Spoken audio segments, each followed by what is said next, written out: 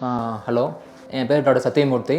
I am orthopedician here, நலம் hospital, Vilankurichi road, Cheran Maanagar, Coimbatore. என்னை பற்றி ப்ரீஃபாக சொல்லணும்னா, நான் இனிஷியலாக எம்பிபிஎஸ் வந்து கோயம்புத்தூர் மெடிக்கல் காலேஜில் படித்தேன். 2005 பேட்சில் ஜாயின் பண்ணோம். 2012 முடித்தோம். அதுக்கப்புறம் டெல்லியில் சென்ட்ரல் இன்ஸ்டியூட் ஆஃப் ஆர்த்தோபெடிக்ஸ் சஃப்தர்ஜங் ஹாஸ்பிட்டலில் எம்எஸ் ஆர்த்தோபெடிக்ஸ் பண்ணேன். அப்புறம் அங்கேயே வந்து 3 இயர்ஸ் வந்து சீனியர் ரெசிடென்சி பண்ணோம். பண்ணி முடித்ததுக்கப்புறம் அங்கேருந்து back to home town Coimbatore வந்தோம். கோயம்புத்தூரில் வந்து பிஹெச்ஜி ஹாஸ்பிட்டலில் அசிஸ்டன்ட் ப்ரொஃபஸராக ஜாயின் பண்ணேங்க. ஜாயின் பண்ணி இப்போ அசோசியேட் ப்ரொஃபஸராக மாறி இங்கே நலம் ஹாஸ்பிட்டல்னு ஆரம்பித்ததுக்கப்புறம் சரி இங்கேயே ஃபுல் டைம் கன்சல்டண்ட்டாக இருக்கலான்னு சொல்லி இப்போ I am regular full time consultant in Nalam hospital. I am specialist in orthopaedics. ஆர்த்தோபெடிக்ஸ்னால் எலும்பு முறிவு மற்றும் மூட்டு மாற்று அறுவை சிகிச்சை பிரிவு. என்னோடய ப்ரொஃபஷனல் கேரியர் பற்றி பேசியிருக்கேன். அதாவது எம்பிபிஎஸ், எம்எஸ் ஆர்த்தோ, அப்புறம் டிஎன்பி ஆர்த்தோ முடிச்சிருக்கோம். அப்புறம் MRCS, member of royal college of surgery in Edinburgh, லண்டனில் பண்ணது. பர்சனல் லைஃப்லேயும் கொஞ்சம் நான் ஷேர் பண்ணணும்னு ஆசைப்பட்றேன். பர்சனல் லைஃப்பில் வந்து இனிஷியலாக we are from a very average family, ஒரு மிடில் கிளாஸ் ஃபேமிலி. நான் படித்தது எல்லாமே வந்து government medical college. Government medical காலேஜில் வந்து ஒரு விஷயம் நான் என்ன கிளாரிஃபை பண்ணணும்னு சொல்லும்போது, எங்களோட first year medical college fees வந்து ஒரு வருஷத்துக்கு 6000 ரூபா, செகண்ட் இயரும் 6000, தேர்ட் இயரும் 6000, ஃபோர்த் இயரும் 6000 தான். ஸோ டோட்டலாகவே நாங்கள் எங்களோட ஃபீஸுன்னு பார்த்தோம்னா ஒரு எம்பிபிஎஸ் முடிக்கிறதுக்கு டோட்டலாக ஆன செலவே வந்து ஒரு 50,000 தான் இருக்கும். எம்எஸ் ஆர்த்தோவும் நான் பண்ணது வந்து ஃபுல்லாகவே மெரிட்டில் தான் பண்ணது. எம்எஸ் ஆர்த்தோவோட என்னோடய டோட்டல் ஃபீஸ்ன்னு பார்த்தோம்னாவே ஒரு 1 lakh தான் இருக்கும். ஸோ என்னோடய எம்பிபிஎஸும் எம்எஸ் ஆர்த்தோவும் சேர்த்தியே எல்லாமே மெரிட்டில் பண்ணதுனால டோட்டல் செலவுன்னு பார்த்தது 1.5 lakhs. ஆனால் இப்போ ரீசெண்டாக பார்க்கும்போது ஒரு எல்கேஜி யூகேஜி படிக்கிற குழந்தைக்கு வந்து ஒரு வருஷத்துக்கு ஆகிறதே வந்து இப்போ 1.5 lakhs ஆகிட்டுருக்கு. சரி, இப்போ பர்சனல் லைஃப்பில் பார்க்கும்போது ஆஸ் ஆல்ரெடி செட் ரொம்ப ஒரு மிடில் கிளாஸ் ஃபேமிலி. பஸ்ஸில் போகிறதா நடந்து போகிறதா அப்படின்னு யோசிக்கிற ஃபேமிலி.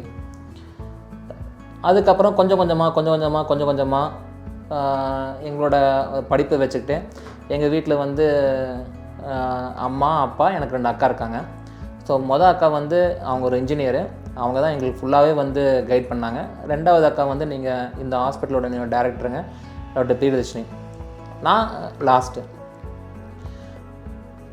3 பேருமே வந்து அப்படியே ஃபுல்லாக படித்து நாங்களாவே வந்து ஒரு ஹிட் அண்ட் ட்ரையல் மெத்தடில் என்ன பண்ணலாம் என்ன பண்ணக்கூடாது அப்படின்னு ஒவ்வொன்றா ஒரு ப்ராப்பர் கைடன்ஸ் இல்லாமல் நாங்களாக பட்டு தான் பிடிச்சிட்டு இருந்தோம். எங்களுக்கு ப்ராப்பராக ஒரு எம்பிபிஎஸ் முடிச்சுட்டு டாக்டர் ஆனதுக்கப்புறம் சரி ப்ராக்டிஸ் பண்ணலாம் அப்படின்னு ஆரம்பிக்கிறப்ப சரி வீட்டு பக்கத்துலேயே பண்ணலாம்.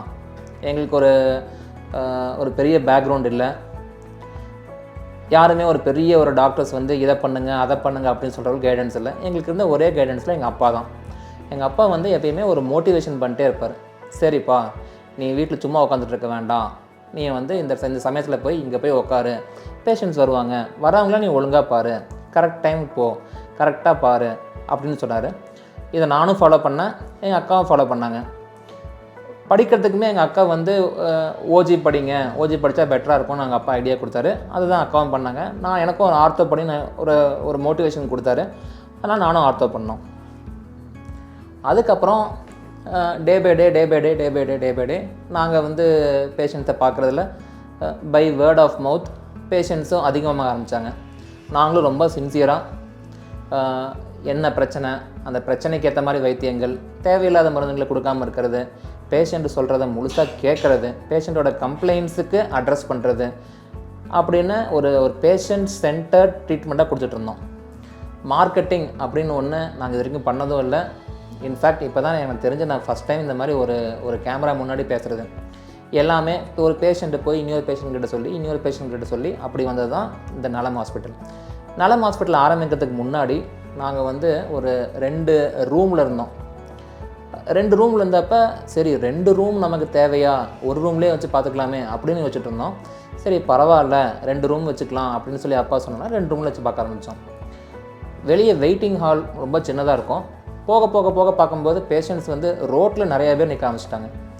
அப்புறம் ரோட்டில் சேர் போட ஆரம்பித்தோம். சரி, ரோட்டில் சேர் போட ஆரம்பிக்கிறப்ப தான் எங்களுக்கே தெரிஞ்சது, ஓகே நம்ம வந்து ஒரு சொசைட்டி, ஒரு பாப்புலேஷன், ஒரு சப்செட் ஆஃப் பாப்புலேஷனுக்கு எங்களால் வைத்தியம் பார்க்க முடியுது, எங்களை நம்பி பேஷண்ட்ஸ் வராங்க அப்படின்னு தெரிய ஆரம்பிச்சது. இதை பார்த்ததுக்கப்புறம் எங்கள் அப்பா என்ன சொன்னாங்கன்னா, சரி நாம் இப்படி வந்து பேஷண்ட்ஸை ரோட்டில் உட்காரக்க வேண்டாம், சின்னதாக நாமளே ஒரு ஹாஸ்பிட்டல் கட்டலாமே அப்படின்னு சொன்னாங்க. ஹாஸ்பிட்டல் கட்டுறதுக்கு எங்களுக்கு ரொம்ப பயம். ஏன்னா எங்களுக்கு சொன்ன மாதிரி ஒரு ப்ராப்பர் கைடன்ஸ்னு எதுவுமே இல்லை. ஹாஸ்பிட்டல் கட்டுற அளவுக்கு எங்ககிட்ட காசும் இல்லை, எல்லாமே லோன் தான் போட்டோம்.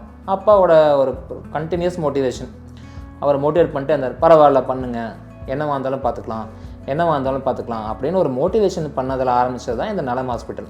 இந்த நலம் ஹாஸ்பிட்டலில் இருக்கிற ஒவ்வொரு விஷயமே ஃப்ராங்காக சொல்ல போனோம்னா எங்கள் அப்பாவோட ஒரு ஐடியா, எங்கள் அப்பாவோட மோட்டிவேஷனு, நடந்த விஷயங்கள் எல்லாத்தையுமே ஒவ்வொரு செங்கல்லையுமே எங்கள் அப்பாவோட பேர் தான் இருக்கும்.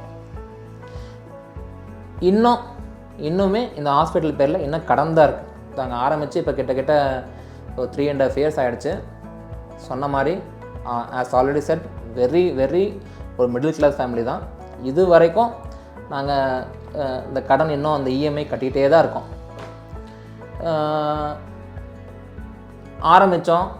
ஆரம்பித்ததுக்கப்புறம் மார்னிங்கு ஈவினிங்குன்னு ப்ராக்டிஸ் பண்ண ஆரம்பித்தோம். பேஷண்ட்ஸ் வராங்க.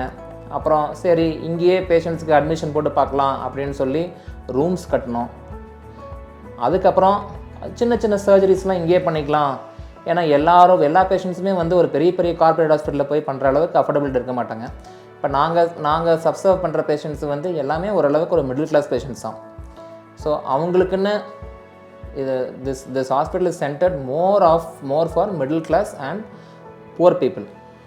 ஸோ அவங்க நிறையா பேஷண்ட்ஸுக்கு நிறையா டைமு எல்லா பெரிய ஹாஸ்பிட்டலில் போகிறதுக்கான வாய்ப்புகள் கிடைக்காது. இன்ஃபேக்ட் எங்களுக்கே திடீர்னு ஏதாச்சும் ஆச்சுன்னா பணத்தை புரட்டுறது ரொம்ப கஷ்டமான விஷயம். அப்போ என்ன யோசித்தோம், சரி ஒரு அஃபோர்டபுள் ப்ரைஸில் நம்மளால் முடிஞ்ச அளவுக்கு பேஷண்ட்ஸ்க்கு கொஞ்சம் பெட்டர்மெண்ட் தரலான்னு சொல்லி இங்கே இன்பேஷண்ட் ட்ரீட்மெண்ட் ஆரம்பித்தோம், சர்ஜரிஸும் ஆரம்பித்தோம். ஸோ ஆஸ் அ ஆர்த்தோபெடிஷியன் நான் யூஸ்வலாக ஆப்ரேட் பண்ணுறது வந்து எங்கேயாச்சும் எலும்பு உடஞ்சிருக்குது, எங்கேயாச்சும் மூட்டு தேஞ்சிருக்கு, இல்லை எங்கேயாச்சும் ஜவ்வு கிழிஞ்சிருக்கு, அதனால் அவங்க கஷ்டப்படுறாங்க அப்படிங்கிறப்ப எப்போ ஒரு அறுவை சிகிச்சையின் அவசியம் தேவைப்படுதோ அதை இங்கே நம்ம ஹாஸ்பிட்டலே பண்ண ஆரம்பித்தோம். ஸோ நலம் ஹாஸ்பிட்டலில் படிப்படியாக சர்ஜரிஸ் பண்ண ஆரம்பித்தோம். ஸோ இந்த கடந்த ஒரு 4 வருஷம், இந்த 4 இயர்ஸில் கிட்ட ஒரு 1000 ஆர்த்தோபெடிக் ஆப்ரேஷன்ஸ், அதாவது 1000 ஆர்த்தோபெடிக் சர்ஜரிஸை கிராஸ் பண்ணியாச்சு.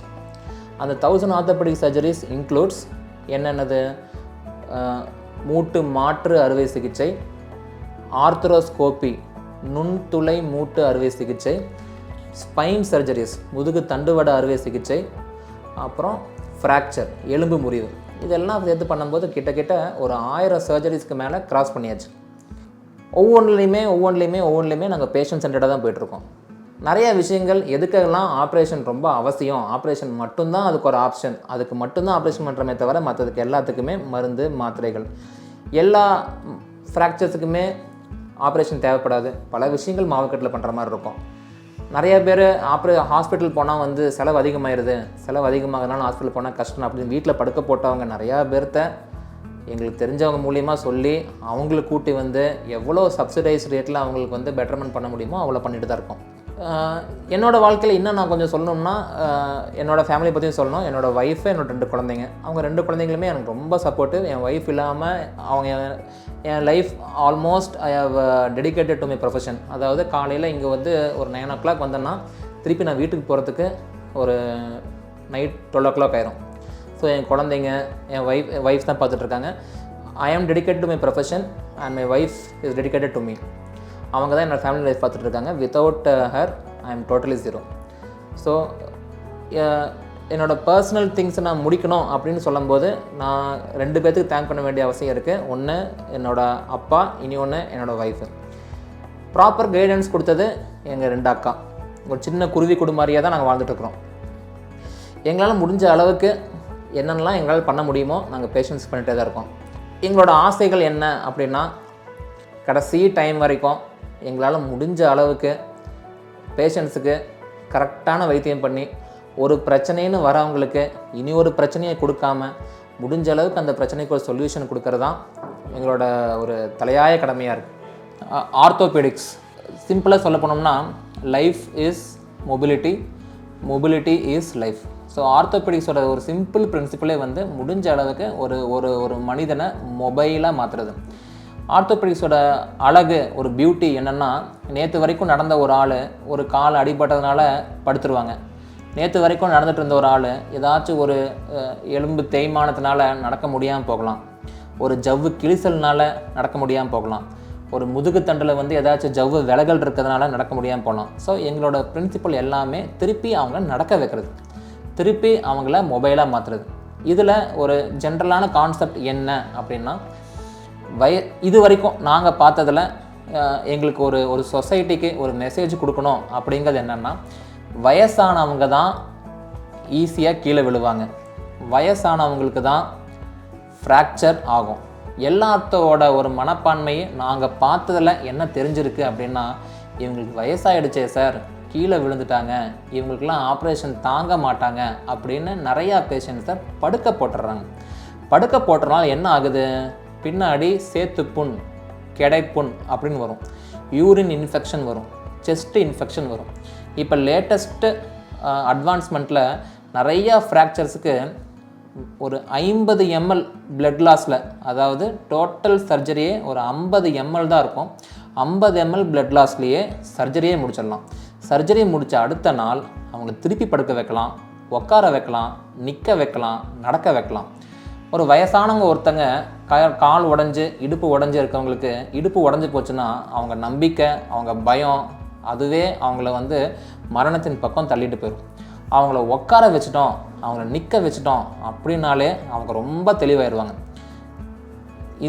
இது மூலிமா நான் சொல்லிக்க விரும்ப வேண்டியது, எலும்பு உடையிறது 2 விஷயங்களால் ஆகலாம். ஒன்று, ஒரு ஹை வெலாசிட்டி ட்ராமா, அதாவது அதிக விசை உள்ள ஒரு இன்ஜுரி, அது ஆகிறது இளம் வயதினருக்கு ஆகும். வயசான காலத்தில் ஆகிறது லோ வெலாசிட்டி ட்ராமா, பாத்ரூமில் வழுக்கி விழுகிறது, கட்டல்லேருந்து எழும்போது வழுக்கி விழுகிறது. அப்படி வழுக்கி விழுகிறதுல யூஸ்வலாக உடையிறது இடுப்பு எலும்பு. இடுப்பு எலும்பு உடஞ்சி போச்சுன்னா நிறையா பேர்த்தோட அறியாமையினால் எண்ணெய் கட்டுக்கு போகிறது, முட்டை கட்டுக்கு போகிறது, நாட்டு வைத்தியம் போகிறது, ஆப்ரேஷன் பண்ணால் பிழைக்க மாட்டாங்க அப்படின்னு சொல்லி அவங்கள படுக்க போடுறது மூலியமாகவே அவங்கள இன்னும் நம்ம வந்து கஷ்டப்படுத்துகிறோம். ஆனால் அப்படி இல்லை.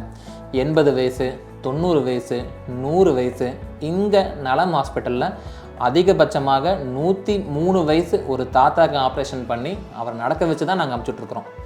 ஸோ முக்கியமான விஷயம், வயசானவங்க கீழே விழுந்துட்டாங்க அப்படின்னா அவங்கள புறக்கணிக்க வேண்டாம். அதுக்கு வைத்தியம் இருக்குது. அடுத்த நாள் அவங்கள நிற்க வைக்கிறதுக்கான வைத்தியங்கள் இருக்குது. செகண்டு, குழந்தைங்களுக்கு பிறப்பில் நிறையா குழந்தைங்களுக்கு சின்ன சின்ன ஆர்த்தோபெடிக் விஷயங்களில் பிரச்சனை வரலாம். அதில் முக்கியமான விஷயம் வந்து கிளப் ஃபுட், அதாவது கால் 2 வளைஞ்சிருக்கும். அதை மாவுக்கட்டின் மூலியமாக சரி பண்ண முடியும். அதை சரி பண்ணிட்டோம்னா that is a total remedy. அதுக்கு க்யூரே இருக்குது. அந்த க்யூர் இருக்குன்னு தெரியாமல் நிறையா குழந்தைங்க, நிறையா பேர், எங்களுக்கு சொல்கிறதுக்கே கஷ்டமாக இருக்குது, நிறையா பேர் அந்த மாதிரி வயிற்றுலேயே அந்த பிரச்சனை இருக்குதுன்னு தெரிஞ்சவங்க அந்த குழந்தைய அபார்ஷனும் பண்ணிடுறாங்க. நிறையா பேர் பிறந்ததுக்கு அப்புறம் அந்த குழந்தைய அபேண்டன் பண்ணிடுறாங்க. அபேண்டன் பண்ணுறது மூலியமாக அந்த குழந்தையின் ஒரு லைஃப் குவாலிட்டியே போயிடுது. Most of the congenital issues, அதாவது பிறவியில் இருக்கிற கை காலில் இருக்கிற வளைவுகளை மிக மிக மிக எளிதாக சரி பண்ணலாம். அது எல்லாத்துக்கும் ஆப்ரேஷன் தேவைப்படாது. எல்லாத்துக்குமே சிறு சிறு மாவுக்கட்டுகள், சிறு சிறு மருந்துகள் கொடுத்தே சரி பண்ண முடியும். எல்லாமே ஒரு அஃபோர்டபுள் ப்ரைஸில் தான் இருக்கும். எதுக்கும் ஒரு பெரிய ஒரு செலவாகாது. ஸோ இப்போ நான் ஒரு 2 எக்ஸ்டென்ட் பற்றி சொல்லியிருக்கேன். வயசானவங்க கீழே விழுகிறது, பிறக்கிற குழந்தைங்கள இருக்கிற சிறு கை கால் வளைவுகளுக்கு ஈஸியாக வைத்தியம் பண்ணலாம். 3வது, யங் ஏஜில் நடக்கிற இன்ஜுரிஸில் வந்து நம்ம யூஸ்வலாக யோசிக்கிறது 2 விஷயங்கள் தான். ஒன்று ஃப்ராக்சர், இனி ஒன்று ஜவ்வு கிழிசல். எல்லா ஃப்ராக்சருக்கும் ஆப்ரேஷன் தேவையில்லை. எனக்கு ஃப்ராக்சர் ஆகி நான் என் கையிலே ஒரு ஆப்ரேஷன் பண்ணியிருக்கேன் அப்படின்னா இட் இஸ் அண்டர்ஸ்டுட் தட் கொஞ்சம் ஃப்ராக்சர்ஸ்க்கு ஆப்ரேஷன் அவசியம். Those are called as fracture of necessity. பல ஃப்ராக்சர்களுக்கு மாவுக்கட்டே போதும்.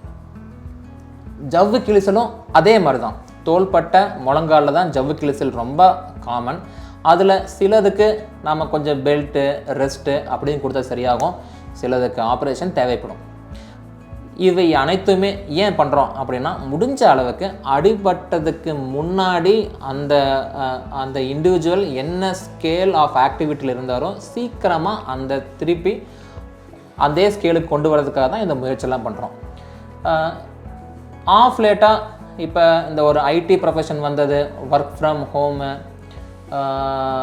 இதில் நாங்கள் இப்போ புதுசாக ஐடென்டிஃபை பண்ணுறது வந்து இந்த வைட்டமின் டி டெஃபிஷியன்சி. இந்த வைட்டமின் டி டெஃபிஷியன்சி பற்றி நான் ஒரு வார்த்தை பேசிக்கிறேன். வைட்டமின் டி டெஃபிஷியன்சி வந்து யூஸ்வலாக நம்ம முன்னோர்கள் எல்லாமே வந்து இந்தியாவில் பேசும்போது வயல்காட்டில் வேலை பண்ணாங்க, வெயிலில் போவாங்க, வெயிலில் விளையாடுவாங்க.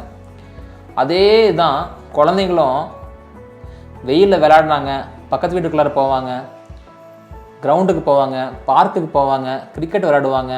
ஸோ அப்படி விளையாண்டுருக்கும்போது அந்த சன்லைட்லேருந்து வர அந்த அல்ட்ரா வயலட் பி ரேஸுங்கிறது நம்ம தோலில் படும். தோலில் படுறப்ப வைட்டமின் டி நம்ம உடம்புல சுரக்கும். வைட்டமின் டி சுரக்கும் போது தான் நம்ம உடம்புல கால்சியம் மெயின்டெனன்ஸ் கரெக்டாக இருக்கும். இப்போ என்னாச்சு, ரீசண்டாக குழந்தைகள் வந்து வீட்டுக்குள்ளாரையே இருக்காங்க, வெயிலில் பட வைக்கிறதே இல்லை, வெளியே விளையாட விடுறதும் இல்லை. ஸோ அவங்களுக்கு எல்லாத்துக்குமே ஒரு வைட்டமின் டி டெஃபிஷியன்சி வருது. வைட்டமின் டி டெஃபிஷியன்சி வரும்போது ரிக்கெட்ஸ் அப்படிங்கிற ஒரு வியாதிக்கு ஆளாகிறாங்க. வைட்டமின் டி டெஃபிஷியன்சி வரும்போது க்ரோயிங் பெயின் அப்படிங்கிற ஒரு கண்டிஷனுக்கு ஆளாகிறாங்க. அதில் நிறைய விஷயங்கள் ஆகுது. அது தலை முடியிலேருந்து கால் நகை வரைக்கும், கண்ணில், பல்லில், நெஞ்சில், வயிறில், எல்லா ஜாயின்ஸ்லையுமே மாற்றங்கள் ஏற்படுது. சரி, இந்த வைட்டமின் டி டெஃபிஷியன்சி குழந்தைங்கள இந்த மாதிரி ஆகுது. ஒரு யங் அடல்ட்ஸில் என்ன ஆகும், ஒரு சோர்வு, முதுகு பிடிப்பு, மூச்சு பிடிப்பு, சதை பிடிப்பு அப்படின்னு அவங்களோட தினசரி வாழ்க்கையில் நிறைய கம்ப்ளைண்ட்ஸை கொண்டு வருது. இவங்களுக்கு ஸ்பெசிஃபிக்காக சொல்ல போது என்னென்னா, எங்களுக்கு சொல்லிக் கொடுத்தவங்க எல்லாமே என்ன சொல்லி கொடுத்துருக்காங்கன்னா, இந்த வைட்டமின் டி குறைபாடு அப்படிங்கிறது ஈஸியாக ப்ரிவெண்ட் பண்ணக்கூடியது, வெயிலில் விளையாட விடணும். என்ன முதல்ல எங்களுக்கு சொன்னாங்கன்னா, அந்த வைட்டமின் டி டெஃபிஷியன்சி வந்து ஏழைங்களுக்கு இருக்கும், பணக்காரங்களுக்கு இருக்காதுன்னு சொன்னாங்க. ஆனால் இப்போ எக்ஸாக்ட்லி ஆப்போசிட்டாக மாறிடுச்சு. ஏழை குழந்தைகள்லாம் வந்து வெயிலில் நல்லா விளையாடிட்டு இருக்கிறாங்க, பணக்கார குழந்தைகள் வீட்டோடவே இருக்கிறாங்க. வீட்டோடவே இருக்கிறதுனால வைட்டமின் டி ரொம்ப கம்மியாக இருக்குது. அந்த வைட்டமின் டிக்கு இன்ஃபேக்ட் இப்போ இம்யூனைசேஷன் ஷெட்யூல்லையே வைட்டமின் டி ஆட் பண்ணவும் ஆரம்பிச்சிட்டாங்க. வைட்டமின் டி பற்றி இனி ஒரு பாயிண்ட் சொல்லணுன்னா, அது ஃபுட் சோர்ஸஸில் ரொம்ப கம்மி. அதோட மேஜர் சோர்ஸே வந்து சன்லைட் தான். அந்த சன்லைட்டில் அதுவும் நிறைய பேத்துக்கான குழப்பம் வந்து ஏர்லி மார்னிங் சன்லைட்டா இல்லை லேட் ஈவினிங் சன்லைட்டா, ரெண்டுமே இல்லை, மிட் டே சன்லைட். அதாவது நம்ம இந்தியாவை பொறுத்த வரைக்கும் காலையில் 10 மணிலேருந்து மதியானம் 3 மணி வரைக்கும் டெய்லி 5 நிமிஷமாச்சு நம்ம வெயில் காயணும். வெயில் காயறதுல ஃபுல் பக்கமும் ட்ரெஸ் போட்டு போனால் அது யூஸ்ஃபுல்லாக இருக்காது. டெய்லி 5 நிமிஷம் என்னால் வெயிலில் நிற்க முடியாது சார் அப்படின்னு சொன்னவங்களுக்கு நாங்கள் சொல்கிற அட்வைஸு, அட்லீஸ்ட் வீக்கெண்டில் சாட்டர்டே சண்டேயில் முடிஞ்ச அளவுக்கு கம்மியாக ட்ரெஸ் போடணும், முடிஞ்ச அளவுக்கு நம்ம பாடியை வந்து சன்லைட்டுக்கு எக்ஸ்போஸ் பண்ணணும். சனிக்கிழமை ஒரு 1/2 hour, ஞாயிற்றுக்கிழமை ஒரு 1/2 hour. குழந்தைங்களுக்குமே இதை நம்ம ஃபாலோ பண்ண ஆரம்பிச்சிட்டோம்னா அவங்களோட ஒரு ஆக்டிவிட்டி லெவல், அவங்களோட போன் ஸ்ட்ரென்த்து, அவங்களோட மசில் ஸ்ட்ரென்த்து, அவங்க பற்கள் உட்பட எல்லாமே கரெக்டாக இருக்கும். ஸோ இப்போத்துக்கு இந்த டாக் மூலிமா நான் உங்களுக்கு கன்வே பண்ண வேண்டிய விஷயங்கள், குழந்தைங்களாக இருக்கட்டும், பெரியவங்களாக இருக்கட்டும், கொஞ்சம் சூரிய வெளிச்சத்துக்கு வாங்க. வீக்லி ஒரு 15 நிமிஷம் வந்து சாட்டர்டே சண்டே மிட் டே சன்னில் வெயில் காயிற மாதிரி இருக்கட்டும். பெரியவங்க வயசானவங்களை அடிபட்டுச்சுன்னா புறக்கணிச்சிடாதீங்க. எல்லா விபத்துக்கள், எல்லா காயத்துக்கும் ஆப்ரேஷன் தீர்வு இல்லை. Operation is done only under necessitating conditions. இந்த ஆர்த்தோபெடிக்ஸோட டோட்டல் ஃபண்டாகவே வந்து to bring back the person to the pre injury level. Mobility is life and life is mobility. இப்போ நாங்கள் இங்கே நலம் ஹாஸ்பிட்டலில் ஒரு ஃபுல் டைம் கன்சல்டண்ட்டாக இருக்கோம். 24/7 இங்கே விபத்து மற்றும் அவசர சிகிச்சை பார்த்துட்ருக்கோம். எலும்பு முறிவு, மூட்டு மாற்று, லிகமெண்ட் சர்ஜரிஸ் நேம்லி ஆர்த்ரோஸ்கோபி, முதுகு தண்டுவட சர்ஜரிஸ், ஸ்பைன் சர்ஜரி அண்ட் குழந்தைங்களில் ஏதாவது அந்த கால் வளைவு, கை வளைவுக்கு ஏதாச்சும் ஆப்ரேட் பண்ணுற மாதிரி இருந்தாலும் இங்கே பண்ணிகிட்ருக்கோம். எல்லாமே ஒரு பேஸ்ட் அப்பான் சர்வீஸ் மோட்டிவாக தான் இருக்கும். எதுவுமே நாங்கள் இது வரைக்கும் எக்ஸ்ட்ராடினரியாக காசு பண்ணதில்லை. ஸ்மால் ஹாஸ்பிட்டல் சர்வைவ் ஆக முடியுமா? சர்வைவ் ஆகாது. இது ஒரு கார்ப்பரேட்டராக, எல்லாருமே கார்ப்பரேட்டை நோக்கி தான் போவாங்க, சின்ன சின்ன ஹாஸ்பிட்டலுக்கு வர மாட்டாங்க அப்படிங்கிற ஒரு மித் இருந்துச்சு. அந்த மித் எங்களுக்குமே ஒரு பயமாக தான் இருந்துச்சு ஆரம்பிக்கிறதுக்கு முன்னாடி. ஆனால் இப்போ எங்களுக்கு ரொம்ப தெளிவாக இருக்கும். நாம் நம்ம வேலையை கரெக்டாக பண்ணுறோம் அப்படின்னா நமக்கு பேஷண்ட்ஸ் வருவாங்க. நாம் அதை கரெக்டாக ஃபாலோ பண்ணிகிட்ருக்கோம் அப்படின்னா life will be happy. Thank you.